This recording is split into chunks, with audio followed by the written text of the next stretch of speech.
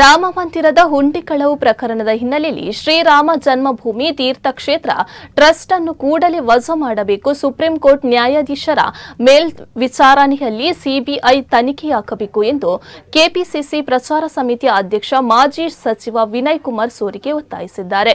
Shri Shankaracharya Swamiji supreme court ನ್ಯಾಯಾಧೀಶರು ಮತ್ತು ಭಕ್ತರನ್ನು ಒಳಗೊಂಡ ಹೊಸ ಟ್ರಸ್ಟ್ ಅನ್ನು ರಚಿಸಬೇಕು.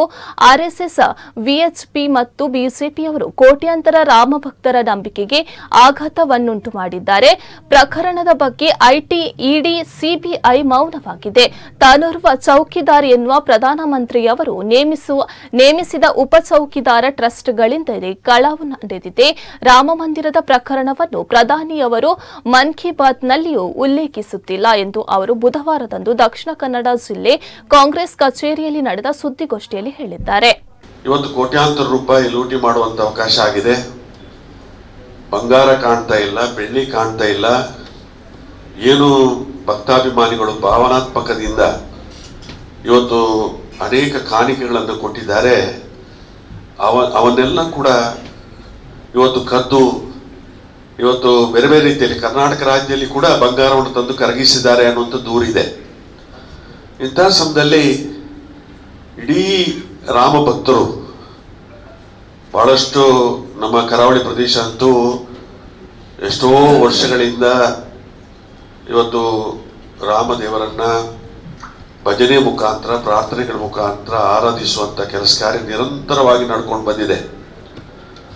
ಇವತ್ತು ರಾಮದೇವರ ಮರ್ಯಾದಾ ಪುರುಷೋತ್ತಮ ರಾಮದೇವರನ್ನ ಈ ವಿವಾದಕ್ಕೆ ತಂದು ಬೀದಿಗೆ ತಂದು ರಾಮದೇವರ ಹೆಸರಿನಲ್ಲಿ ಇವತ್ತು ಬೇರೆ ಬೇರೆ ರೀತಿಯಲ್ಲಿ ಲೂಟಿ ಮಾಡುವಂತ ಕೆಲಸ ಕಾರ್ಯವನ್ನು ಇವತ್ತು ನಡೆಸಿದ್ದಾರೆ.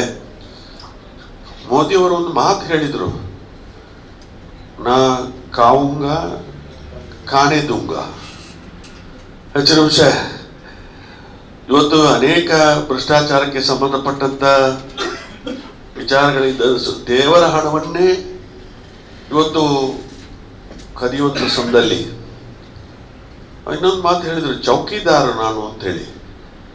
ಹೆಚ್ಚಿನ ವಿಷಯ ಚೌಕಿದಾರ ನೇಮಕಾತಿ ಮಾಡಿರುವಂತ ಟ್ರಸ್ಟಿಗಳೆಲ್ಲ ಉಪ ಚೌಕಿದಾರರು ಎಲ್ಲ ಒಟ್ಟಾಗಿ ಸೇರ್ಕೊಂಡು ಇವತ್ತೇನು ರಾಜೀನಾಮೆ ಕೊಟ್ಟಿದ್ದಾರೆ.